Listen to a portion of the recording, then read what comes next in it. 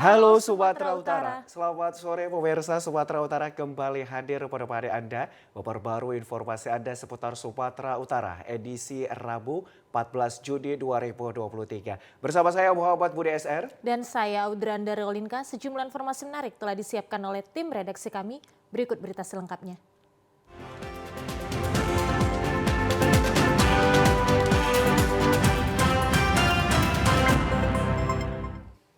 Ya pemirsa, pada kurun waktu 3 minggu terakhir, petugas Satuan Reserse Narkoba Polrestabes Medan berhasil mengungkap 3 kasus peredaran narkoba. Penangkapan ketiga kasus ini terjadi di Kota Medan dan Kota Tebing Tinggi sebanyak 132 kg narkotika. 132 kg narkotika yang diamankan tersebut, narkotika jenis sabu 110 butir, pil Happy Five atau Embidin, dan pil ekstasi berhasil digagalkan petugas Satuan Reserse Narkoba Polrestabes Medan. Pengungkapan ini berasal dari 3 kasus yang berbeda yang berhasil digagalkan petugas. Tidak hanya puluhan kilogram narkoba dan ratusan pil, petugas juga mengamankan 7 tersangka terkait dengan peredaran barang haram ini. Kapolrestabes Medan Kombes Pol Valentino Alfa Tatareda menjelaskan kasus pertama yang diungkap yakni berasal dari wilayah Aceh dan mengamankan 120 kg sabu dari tangan para tersangka yakni F, M, A, dan AZ. Untuk kasus kedua yakni kasus yang melibatkan seorang pengemudi ojek online yang mengantarkan barang berisi narkoba.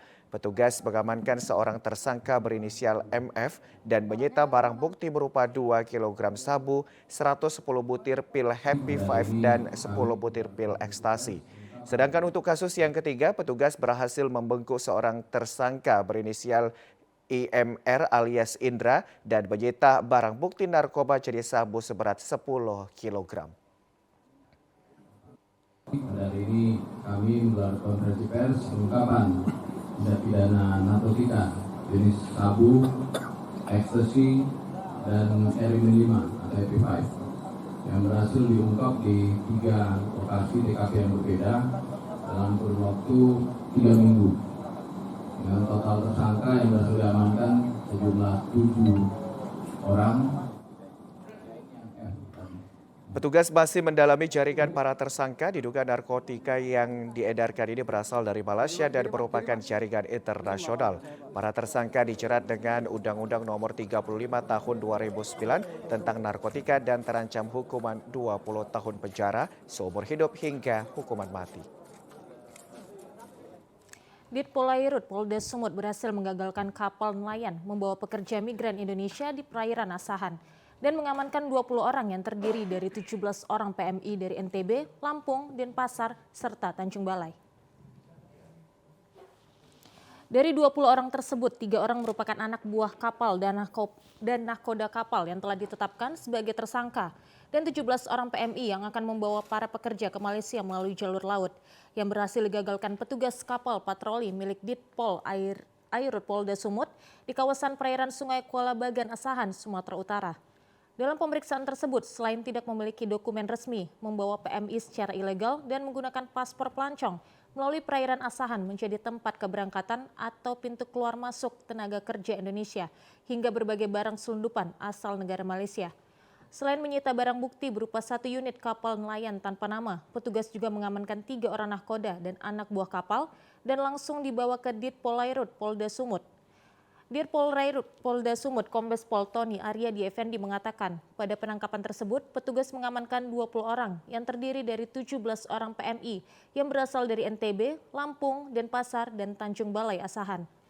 3 orang merupakan nahkoda dan anak buah kapal yang telah ditetapkan menjadi tersangka yang terancam dengan hukuman 10 tahun penjara. Sementara PMI akan dipulangkan untuk memutus mata rantai perdagangan manusia secara ilegal. Ditpolairut Polda Sumut masih mengejar pasangan suami istri yang merupakan agen penyalur tenaga kerja Indonesia yang merupakan warga Tanjung Balai yang identitas dan keberadaannya sudah diketahui. Kita pada hari Minggu jam 00.45 telah mengamankan 1 kapal yang akan berangkat dari wilayah Tanjung Balai Asahan ke Malaysia.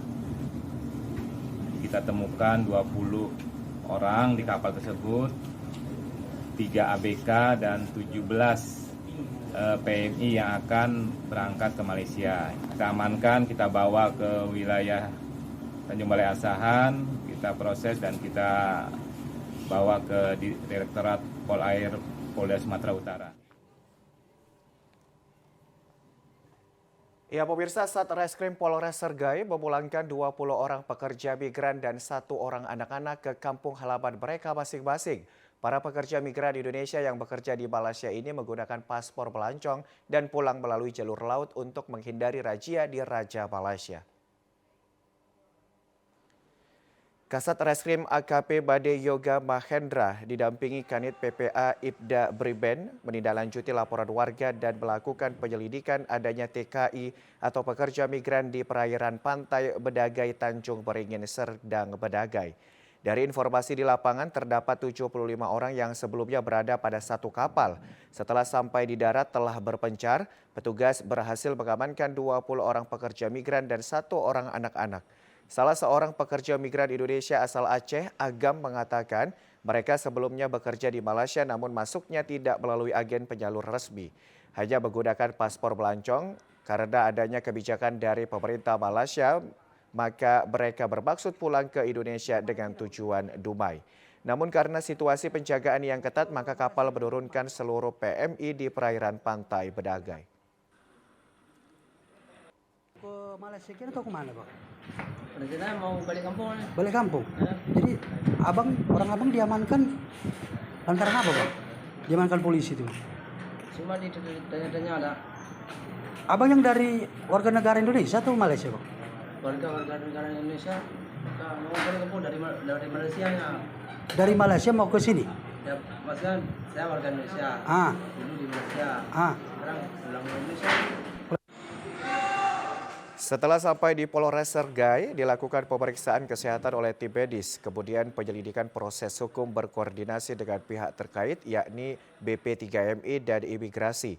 Kemudian disimpulkan belum terpenuhi unsur pidana karena memulangkan 20 orang pekerja migran dan 1 orang anak-anak yang diantar personil Satreskrim ke loket angkutan bus untuk kembali ke keluarganya masing-masing di beberapa wilayah berbeda seperti Aceh, Sumbar, Lampung, Jabar, Jateng, NTT, NTB, dan Sultra.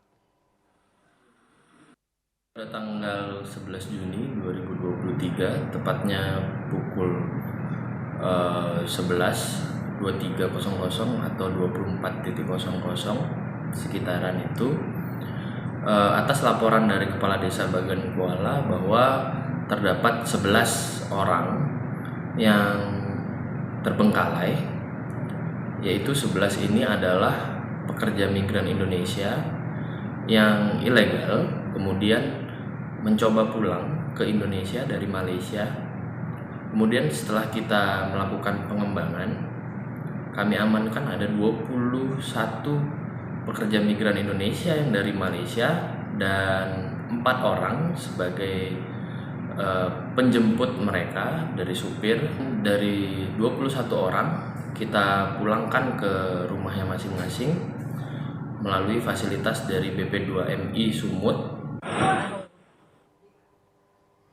Sidang pra-peradilan kasus penganiayaan Aditya Hasibuan dilanjutkan.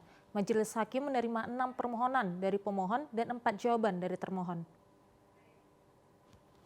Sidang pra-peradilan Aditya Hasibuan dilanjutkan dengan agenda nota jawaban di ruang Cakra 4 Pengadilan Negeri Medan, Jalan Pengadilan Medan kemarin. Persidangan pra-peradilan dipimpin Majelis Hakim Pintauli Tarigan dengan dihadiri pemohon yakni Abdul Salim Karim yang merupakan penasihat hukum pemohon Aditya Hasibuan. Pada sidang pra-peradilan tersebut sebagai termohon yakni Kapolda Sumatera Utara, Ditreskrimum Polda Sumut dan Kasat Reskrim Polrestabes Medan diwakili Bribtu Indra Prasetya. Polda Sumatera Utara melalui Bribtu Indra Prasetya membacakan 4 jawaban yakni orang tua pemohon yang telah menghadirkan saksi palsu sehingga termohon meminta permohonan dihentikan. Sebelumnya telah dibacakan pembacaan permohonan di hadapan Majelis Hakim, diantaranya meminta termohon untuk melanjutkan penyidikan terhadap terlapor Ken Admiral. Dari hasil pembacaan permohonan dan pembacaan nota jawaban, Majelis Hakim meminta pemohon dan termohon melengkapi berkas pada sidang pra-peradilan yang akan diagendakan dalam waktu dekat. Kuasa hukum pemohon Abdul Salim Karim berharap kasus penganiayaan ini dapat dihentikan karena keduanya telah saling melaporkan.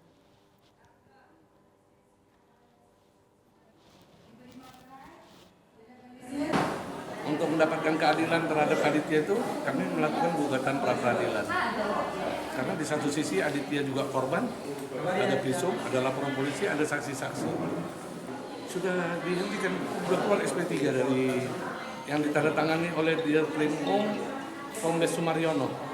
Tersangkanya tadinya di Polrestabes sudah ada si Ken Admiral tersangka, Aditya juga tersangka. Sekarang dihentikan oleh Polda tentang si Ken, seolah-olah si Ken jadi korban, Aditya tersangka. 2 LP. Selama ini yang dilakukan pihak kepolisian biasanya karena ada 2 laporan polisi, biasanya yang dilakukan oleh polisi selalu RJ, Restoratif Justice, penyelesaian. Sidang pra-peradilan Aditya Sibuan akan dilanjutkan dengan jadwal yang akan ditentukan oleh Pengadilan Negeri Medan. Pemirsa, kita beralih ke informasi lain. Kasus pemindah tanganan jalan desa yang dijual oleh Pemkab Deli Serdang menuai polemik. Warga desa Mulyorejo tidak terima karena tidak mengetahui jalan tersebut sudah dijual oleh Pemkab Deli Serdang. Menanggapi hal tersebut, pemerintah Kabupaten Deli Serdang menjelaskan proses pemindah tanganan Jalan Persatuan 1 Dusun 2 Desa Mulyorejo, Kecamatan Sunggal, Kabupaten Deli Serdang kepada PT Latexindo Toba Perkasa. Kepala Bagian Hukum dan Aset Kabupaten Deli Serdang, M. Muslih Siregar mengatakan, pada awalnya pertengahan tahun 2021 pihak Latexindo memohon untuk ruslah ke Pemkab Deli Serdang. Namun Pemkab mengadakan rapat dan menolak untuk diadakan ruslah. Kemudian pihak Latexindo bermohon kembali untuk dilakukan pembelian. Selanjutnya Pemkab melakukan kajian teknis untuk pemindah tanganan aset barang milik daerah dalam bentuk penjualan. Setelah kajian teknik selesai dilanjutkan dengan membentuk tim verifikasi data dan fisik, serta meminta persetujuan dari DPRD Kabupaten Deli Serdang dan disetujui. Selanjutnya Pemkab menunjuk apresial untuk menentukan besaran nilai yang akan dibayarkan oleh PT Latexindo. Setelah besarannya keluar, kemudian dilakukan pembayaran dan disetorkan ke kas daerah. Pemindah tanganan jalan milik daerah Kabupaten Deli Serdang dengan bentuk penjualan kepada PT Latexindo Toba Perkasa telah sesuai dengan Permendagri nomor 19 tahun 2016 tentang pedoman pengolahan barang milik daerah. Semua tahapan yang disyaratkan dalam hal pemindah tanganan barang milik daerah dalam bentuk penjualan kepada PT Latexindo sudah dilalui. PT Latexindo Toba Perkasa juga sudah menghibahkan 200 jalan baru yang mengarah langsung ke jalan nasional. Dalam hal pemindah tanganan barang milik daerah ke PT Latexindo, kita berpedoman kepada Permendagri nomor 19 tahun 2016 tentang pedoman pengelolaan barang milik daerah. Semua tahapan-tahapan yang dipersyaratkan dalam hal pemindah tanganan barang milik daerah dalam bentuk penjualan kepada PT Latexindo itu sudah kita lewati semua. Uangnya itu digunakan, itu uangnya disetorkan ke kas daerah dan dipergunakan ya untuk pembangunan Deli Serdang juga. Menjadi asetnya Pemkab yang akan digunakan juga untuk fasilitas umum. Ditambah lagi mereka membangun gedung serbaguna yang akan dihibahkan ke Pemkab Deli Serdang. Dari penjelasan Pemkab Deli Serdang ini, Jalan Persatuan 1 Dusun 2 Desa Mulyorejo, Kecamatan Sunggal, Kabupaten Deli Serdang telah resmi dijual secara prosedural kepada PT Latexindo Toba Perkasa. Guna menghindari jalan berlobang, seorang siswi SMA di Kota Medan tewas akibat kecelakaan dengan truk bermuatan kayu. Kedua orang tua korban histeris saat melihat anaknya sudah tidak bernyawa. Supir truk kabur dan meninggalkan truk di lokasi hingga membuat kemacetan. Tangis histeris orang tua korban saat mengetahui anaknya telah terbujur kaku dengan ditutupi daun pisang di Jalan Irian Barat, Desa Sampali, Kecamatan Percut Setuan, Deli Serdang. Warga di lokasi langsung menenangkan sang ayah korban di pinggir jalan, serta tidak lama berselang tangis histeris ibu korban yang baru tiba di lokasi pecah melihat lemas jasad putrinya. Menurut guru korban, muridnya yang bernama Widar S. Halawa ini pergi ke sekolah akan mengikuti ujian semester dengan mengendarai sepeda motor. Diduga akibat menghindari jalan berlubang, korban yang hilang kendali terjatuh ke kolong truk bermuatan kayu yang hendak didahuluinya. Korban tewas seketika di lokasi kejadian dengan kondisi luka parah di bagian kepala. Sedangkan truk yang ditinggal kabur oleh pengemudinya di lokasi yang harus dievakuasi polisi ke pinggir jalan untuk mengurangi kemacetan. Ya, sekolah tadi dapat info dari warga. Kebetulan warga tadi datang ke sekolah langsung menanyakan ada siswa kita yang kecelakaan. Jadi kita pihak sekolah langsung ke lokasi, ke TKP untuk melihat apa benar pihak anak kita atau bukan. Rupanya ternyata benar anak kita. Kalau nama saya kurang tahu pasti, tadi ada di sini. Kalau nggak salah saya namanya Widya tadi. Widya apa Widya tadi, itulah. Kelas berapa deh? Kelas 10. Kita lagi ujian semester kenaikan kelas. Artinya korban saat ini rencananya memang mau ujian ke sekolah. Mau ke sekolah mengikuti ujian sekolah. Setelah dilakukan olah tempat kejadian perkara, jenazah korban langsung dibawa ke Rumah Sakit Haji Medan untuk dilakukan visum. Warga menyebut kecelakaan lalu lintas kerap terjadi di kawasan ini karena lalu lalang truk bermuatan besar. Pemirsa, harga ayam potong di sejumlah pasar di Kota Sibolga mengalami kenaikan hingga mencapai Rp6.000 per kilogram. Para pedagang mengeluh dikarenakan omset penjualan menurun. Saat ini para pedagang ayam potong di Pasar Impres Kota Sibolga menjual ayam potong mencapai Rp34.000 per kilogram. Sebelumnya hanya Rp28.000 per kilogram. Menurut pedagang, kenaikan harga jual ayam potong terjadi secara bertahap sejak 2 pekan terakhir. Harga jual ayam potong diperkirakan pedagang akan terus mengalami kenaikan, namun para pedagang merasa kenaikan ayam justru memberikan dampak dengan turunnya omset penjualan. Kondisi ini disebabkan masyarakat enggan membeli ayam potong. Saat ini para pedagang ayam potong di Kota Sibolga hanya berharap harga ayam kembali normal seperti sedia kala. Harga sebelumnya berapa? Sebelumnya 28, 29. Rame nggak pembeliannya? Udah berapa lama kenaikan harganya? Udah hampir 2 minggu. Penyebab kenaikan harganya? Kurang tahu, kurasa gara-gara mau hari raya haji.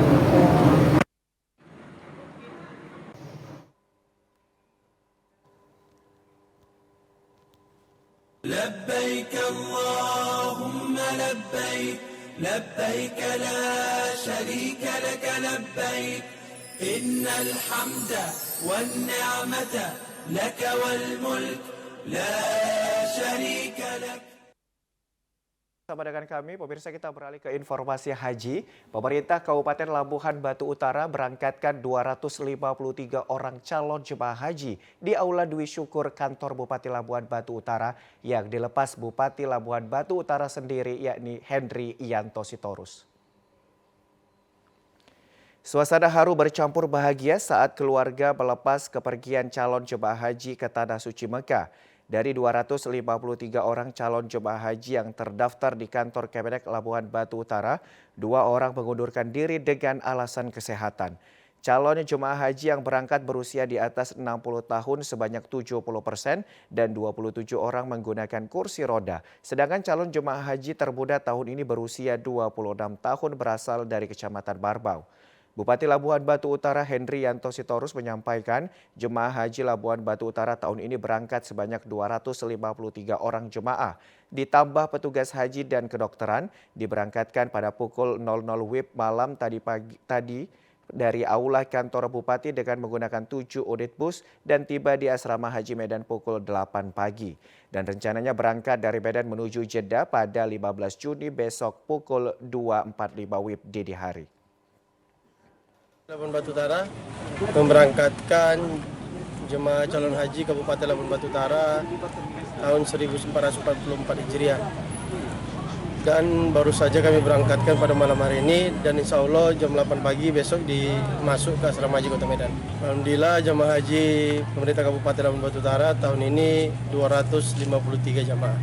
Harapan kami seluruh calon jemaah haji kami bisa menjalankan wajib-wajib haji di sana dengan sehat dan juga nanti kembali ke tanah air juga sehat dan selamat. Pemkab Labuhan Batu Utara berharap seluruh calon jemaah haji yang diberangkatkan dalam keadaan sehat tiba di Tanah Suci dan selamat kembali ke tanah air. Dijadwalkan berangkat haji bersama istri, jamaah calon haji asal Kabupaten Padang Lawas Utara meninggal dunia di Asrama Haji Medan. Kabar duka kembali menyelimuti jemaah haji embarkasi Medan yang dijadwalkan berangkat haji bersama sang istri. Jamaah calon haji asal Kabupaten Padang Lawas Utara yang merupakan rombongan jamaah haji kloter 20 meninggal dunia di asrama haji Medan, Jalan Abdul Haris Nasution, Medan kemarin. Mangaraja Buaya Harahap berusia 89 tahun meninggal dunia pada pukul 11 siang. Almarhum terdaftar dengan nomor manifest 237 meninggal dunia yang diduga memiliki riwayat penyakit jantung. Kepergian Mangaraja menjadi duka bagi istrinya, Mailan Siregar, karena ia akan berangkat ke Tanah Suci berdua dengan suaminya. Namun takdir berkata lain, Mailan mengikhlaskan kepergian suaminya dan tetap melanjutkan perjalanan ke Tanah Suci. Sebelumnya dengan melihat kondisi yang kurang sehat, almarhum sempat direncanakan akan diberangkatkan bersama kloter 21. 89 tahun, kelahiran tahun 34. Asal mana nih Pak? Asal dari Kabupaten Paduka, Desa Sukanopan, Kecamatan Halongonan. Berarti sekitar jam berapa tadi meninggal? 11.15. 11.15. Tapi kita punya pemeriksaan kesehatan tadi sebelumnya Pak ya? Sebelum meninggal, itu gimana? Iya, pemeriksaan kesehatan. Tiba-tiba kami jatuh.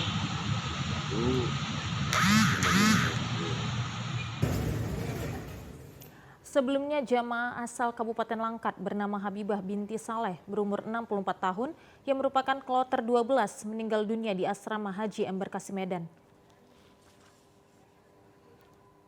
Ya pemirsa, informasi lainnya akan kami hadirkan sesaat lagi. Tetaplah bersama kami di Sumatera Utara hari ini.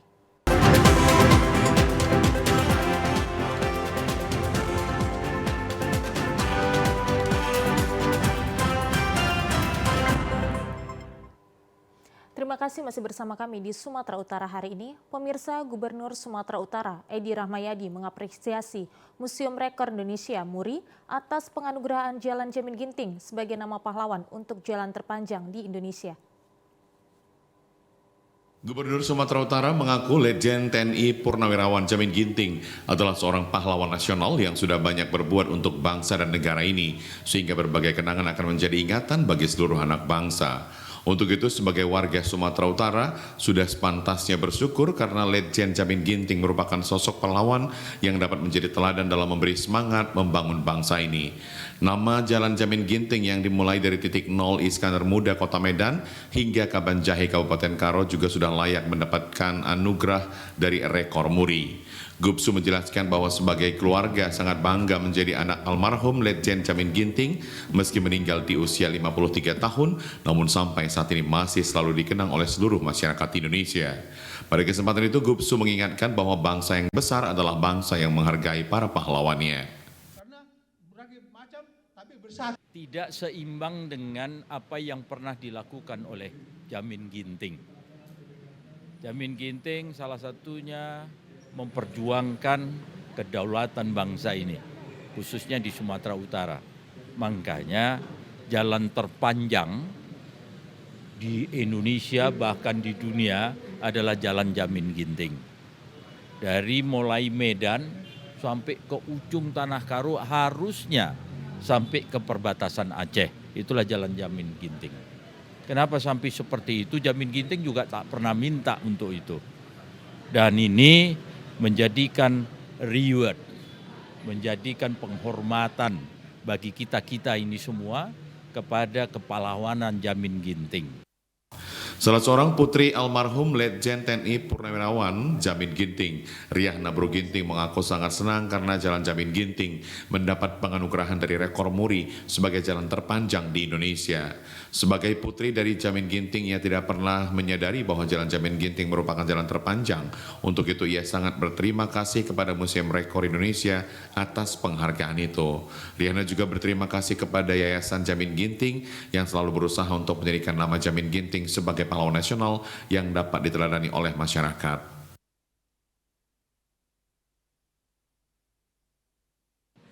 Kami sangat bahagia sekali dan berterima kasih kepada MURI untuk karena sudah diberikan penghargaan ini kepada keluarga Jamin Ginting, Letjen Jamin Ginting, dan kepada Yayasan Letjen Jamin Ginting. Kami sangat berbahagia semuanya karena akhirnya meskipun saya sendiri secara pribadi tadi tidak tahu jalan Letjen Jamin Ginting yang terpanjang, tapi ternyata sekarang diakui oleh MURI adalah jalan yang terpanjang di Indonesia.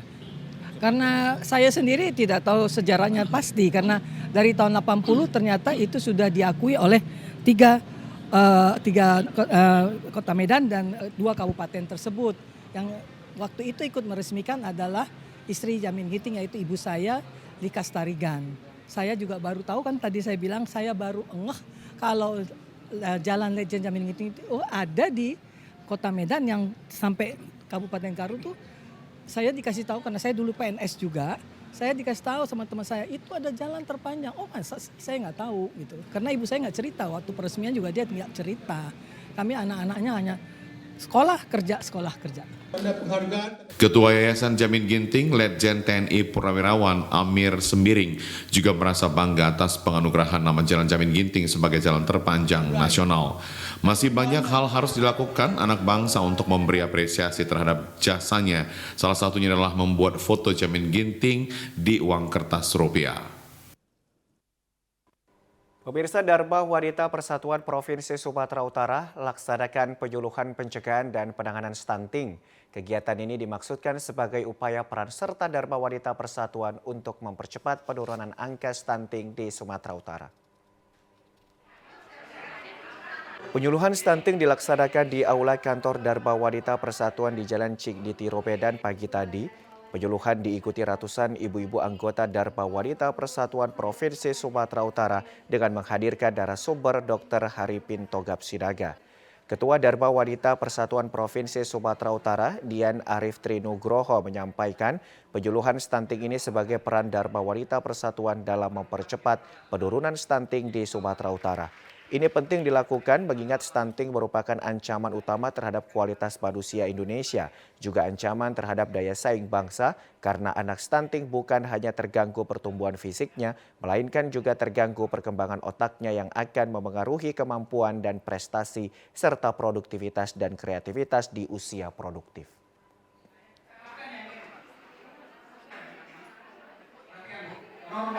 Ya, kita sebagai Dharma Wanita Persatuan bisa bergerak bersama-sama melawan stunting, salah satunya dengan melakukan sosialisasi kegiatan untuk meningkatkan kesehatan ibu-ibu hamil dan balita, memberikan bantuan makanan, vitamin untuk ibu hamil dan balita, juga menggerakkan masyarakat dalam mewujudkan rumah pangan lestari. Apa yang didapatkan pada hari ini dapat diterapkan pertama di dalam keluarga sendiri dan diterapkan di lingkungan sekitarnya. Begitu untuk menambah pengetahuan kita juga pada hari ini. Dr. Haripin Togap Sidaga selaku narasumber mengharapkan dengan penyuluhan ini semakin banyak para ibu-ibu memahami apa yang dimaksud stunting dan bagaimana cara menanggulanginya. Karena menurutnya saat ini masih banyak ibu yang belum paham, terutama bagi keluarga muda. Dijelaskan Haripin, penyebab terjadinya stunting bukan hanya faktor kekurangan gizi, namun lingkungan yang kurang sehat juga memiliki peranan besar dalam terjadinya stunting. Saya mau semakin banyak ibu-ibu yang paham tentang apa yang dimaksud dengan stunting dan bagaimana cara menanggulanginya. Karena sampai saat ini masih banyak ibu-ibu yang belum paham apa penyebab daripada stunting itu, terutama bagi keluarga-keluarga muda dan juga yang tinggal di pelosok-pelosok ataupun di pinggiran. Ada rumus praktis yang mau saya perkenalkan. Ketika seorang ibu dia hamil, dia tahu bahwa bukan dia sendiri saja yang harus diberi makan ataupun mengkonsumsi makanan. Maka dengan rumus, kalau dia misalnya tahu bahwa dia makan sebelumnya 1 piring, kemudian ketika dia hamil menjadi 2 piring sekali makan, itu cegah stunting akan terjadi. Kenapa? Karena kebutuhannya sudah tercukupi, itu yang penting. Pemirsa, berikut informasi perakiraan cuaca di sejumlah daerah di Sumatera Utara dari Badan Meteorologi, Klimatologi, dan Geofisika wilayah 1 Medan berlaku pada hari Kamis, 15 Juni 2023. Halo Sobat BMKG, kembali lagi bersama saya Aryo, Prakirawan Balai Besar MKG wilayah 1 Medan yang akan menyampaikan informasi perakiraan cuaca Kamis 15 Juni 2023. Untuk pagi hari, berawan di seluruh wilayah Sumatera Utara. Siang hingga sore hari, berawan dan berpotensi hujan ringan hingga lebat di sebagian besar wilayah Sumatera Utara, dengan hujan lebat berpotensi di wilayah Pematang Siantar, Simalungun, Asahan, Labuhan Batu Utara, Labuhan Batu Selatan, Samosir, Humbang Asundutan, Tapanuli Utara, Tapanuli Tengah, Padang Lawas, dan Mandeling Natal. Untuk malam hari, berpotensi hujan ringan hingga sedang di wilayah Langkat, Binjai, Karo, Medan, Deli Serdang, Simalungun, Pematang Siantar, Asahan, Labuhan Batu Utara, Labuhan Batu Selatan, Madinah, Padang Lawas Utara, dan sekitarnya.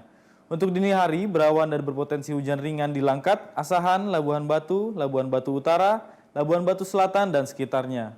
Suhu udara berkisar 16 hingga 34 derajat Celcius dengan kelembapan udara 60 hingga 95%. Angin bertiup dari tenggara hingga barat daya dengan kecepatan 10 hingga 30 km per jam. Titik panas atau hotspot di Sumatera Utara pertanggal 13 Juni 2023 terdapat 6 titik, yaitu 2 titik di Deli Serdang, 1 titik di Mandeling Natal, 1 titik di Medan, 1 titik di Nias Selatan, dan 1 titik di Padang Lawas Utara. Waspada potensi hujan dengan intensitas sedang hingga lebat yang terdapat disertai angin kencang dengan guntur di wilayah lereng timur, pantai timur, dan sebagian wilayah pegunungan dan lereng barat pada sore hingga malam hari. Demikian perakiraan cuaca Kamis 15 Juni 2023. Semoga bermanfaat bagi sobat semua. Terima kasih dan sampai jumpa. Pemirsa, informasi lainnya akan kami hadirkan sesaat lagi. Tetaplah bersama kami di Sumatera Utara hari ini.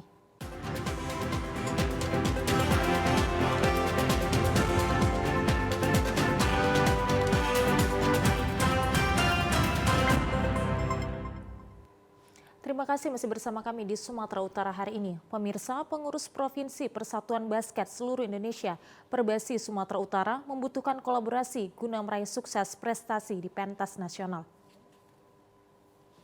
Hal tersebut disampaikan Ketua Umum Perbasi Sumut Iwan Hartoni Alam di Posko Publikasi PON 2024 kantor Disporasu kemarin. Ia mengatakan kolaborasi yang dibutuhkan yakni adanya kerjasama antara pemerintah dengan swasta terkait sarana pelatihan dan dana pembinaan. Pada era tahun 70 hingga 80-an, Sumatera Utara banyak memiliki pemain basket yang tergabung di tim nasional Indonesia. Namun setelah era tersebut, prestasi tim Sumut menurun dan hanya mengandalkan tim pelajar. Untuk ajang Pekan Olahraga Nasional PON tahun 2024, Sumatera Utara akan mengandalkan tim 3x3. Namun tidak menutup kemungkinan tim 5x5 juga akan mendulang prestasi di event olahraga terbesar se-Indonesia tersebut. Ketua Umum Perbasi Sumut juga mengatakan tim 3x3 saat ini sedang menjalani Platda PON 2024 yang berlangsung mulai Januari 2023. Selain 3x3, nomor 5x5 juga akan diperjuangkan untuk PON 2024. Perbasi Sumut menargetkan 4 medali emas agar dapat memperbaiki catatan pada PON Papua yang ketika itu Sumut hanya mengirimkan tim 3x3 dan pulang tanpa medali. Perbasi Sumut juga memilih Jakarta, Jawa Timur, dan Jawa Barat menjadi salah satu lokasi uji coba untuk menjadi daerah alternatif uji coba berikutnya.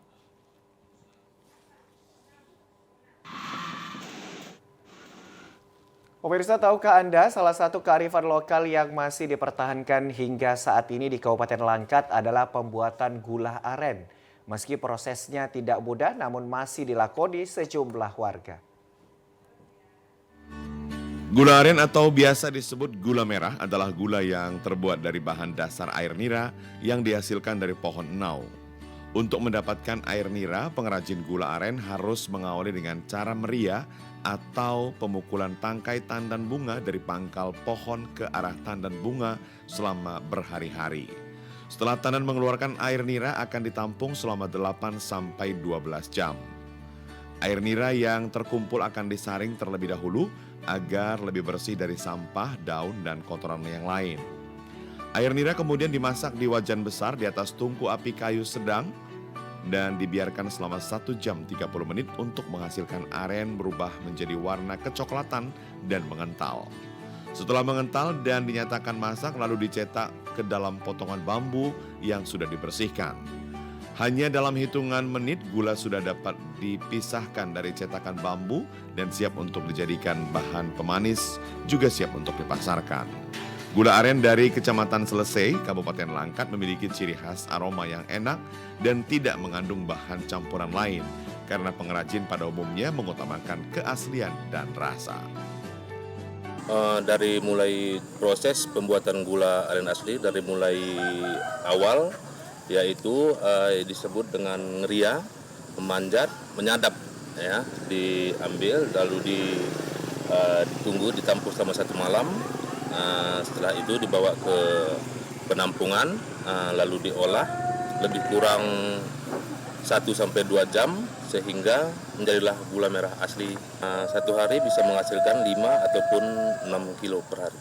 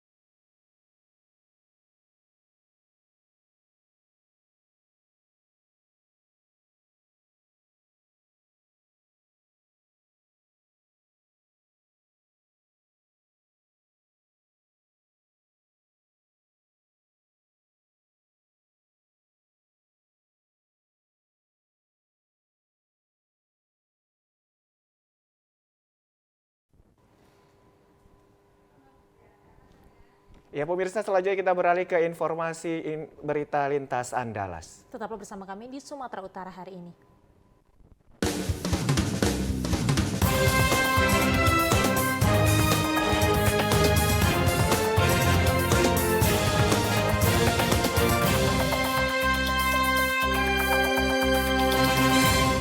Ya pemirsa, Gubernur Lampung Arinal Junaidi menegaskan bahwa jalan lintas barat sudah dalam kondisi sangat baik.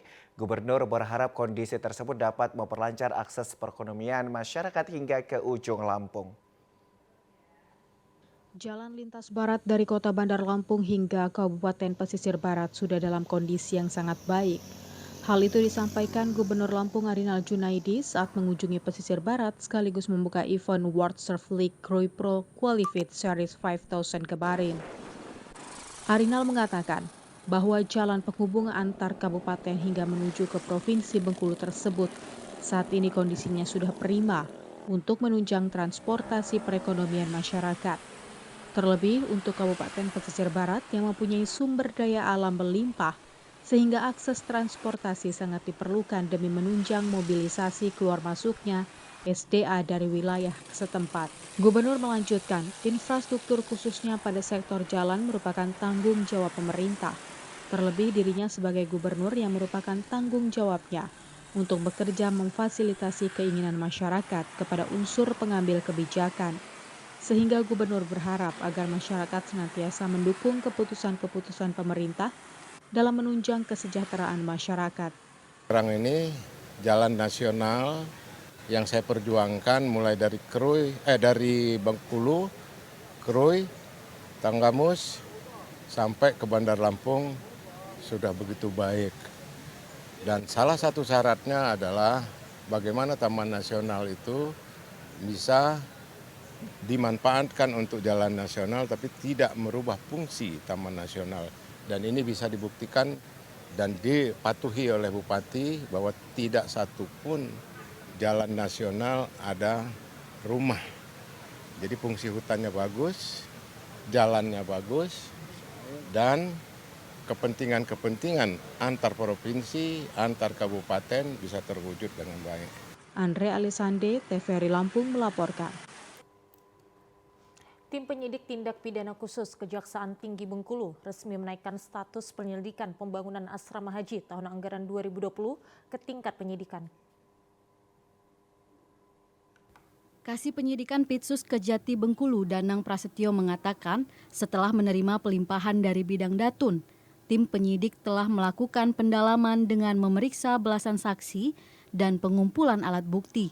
Dari hasil pendalaman tersebut, berdasarkan ekspos dengan pimpinan diputuskan penyelidikan dugaan korupsi pembangunan asrama haji Bengkulu yang sumber pendanaannya berasal dari APBN tahun 2020 sebesar 38 miliar rupiah. Resmi dinaikkan ke tahap penyidikan. Pelimpahan dari bidang perdata dan tata usaha Kejaksaan Negeri Bengkulu terkait adanya beberapa hal secara teknis yang memenuhi persyaratan untuk ditindaklanjuti di bidang Pitsus, yaitu mengenai pembangunan asrama haji yang putus kontrak. Nah gitu ya. Jadi tahapannya sudah kami semuanya, dari penyelidikan, pengumpulan bahan data dan keterangan. Sejak beberapa hari yang lalu sudah kita naikkan statusnya dari penyelidikan ke penyidikan, karena sudah kita temukan adanya beberapa perbuatan melawan hukum maupun indikasi kerugian negara.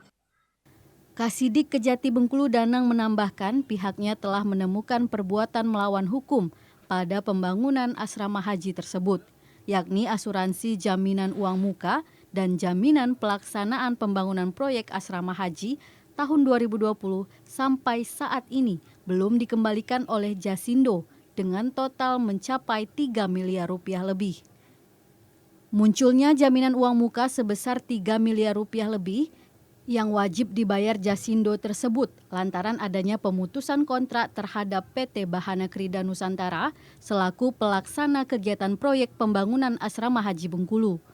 Sementara sejumlah saksi yang telah diperiksa tim penyidik Pitsus Kejati Bengkulu antara lain Zahdi Taher selaku kuasa pengguna anggaran dan Ramelan selaku PPK Kanwil Kemenak Provinsi Bengkulu. Tim Liputan TVRI Bengkulu melaporkan. Ya pemirsa, Gubernur Lampung Arinal Junaidi melepas 50 ekor penyu ke laut pada pembukaan Krui Pro di pesisir barat. Hal itu dilakukan Gubernur untuk menjaga kelestarian ekosistem laut. Demi menjaga kelestarian laut di Lampung, Gubernur Lampung bersama Kementerian serta pemerintah Kabupaten Pesisir Barat melepas 50 ekor penyu ke laut pada pembukaan World Surf League Krui Pro Qualified Series 5000 kemarin. Kegiatan ini dilakukan demi menjaga kelestarian laut di wilayah perairan Lampung. Gubernur Lampung Arinal Junaidi mengatakan, menjaga kelestarian laut sangat penting bagi kelangsungan hidup satwa laut, sekaligus menjaga ekosistem laut agar tetap lestari. Arinal menambahkan, menjaga laut merupakan tanggung jawab semua pihak. Masyarakat dapat melakukannya dengan tidak membuang sampah ke laut yang akan sangat berarti untuk menjaga agar laut tidak tercemar. Sedangkan Kepala Dinas Perikanan Kabupaten Pesisir Barat, Armen Kodar mengatakan, 50 ekor penyu yang dilepaskan itu berjenis penyu hijau dan penyu lekang yang keberadaannya saat ini cukup langka. Penyu-penyu tersebut diambil dari penangkaran penyu muara Tembulih Pesisir Barat yang memang merupakan tempat khusus untuk konservasi penyu di pesisir barat. Yang kita lepaskan Pak Gubernur, Pak Romin sebagai penasehat Menteri ya, staf ahli Menteri, kemudian dari staf ahli Menteri Kelautan juga, tadi ada staf ahli pariwisata dan instansi-instansi dari kementerian-kementerian yang lain, kemudian pejabat-pejabat dari provinsi, dan tentunya Pak Bupati Pesisir Barat beserta Kokapimda. Armen menghimbau masyarakat jika menemukan penyu atau telur penyu untuk melaporkannya kepada pihak penangkapan penyu muara Tembulih agar dapat dirawat dan dilestarikan dengan baik oleh pengelola penangkaran. Andrea Lesande, TVRI Lampung melaporkan. Ya pemirsa, informasi tadi menutup perjumpaan kita pada program Sumatera Utara. Saya Muhammad Budi SR. Dan saya Udranda Rolinka. Terima kasih atas perhatian Anda. Selamat sore dan sampai jumpa.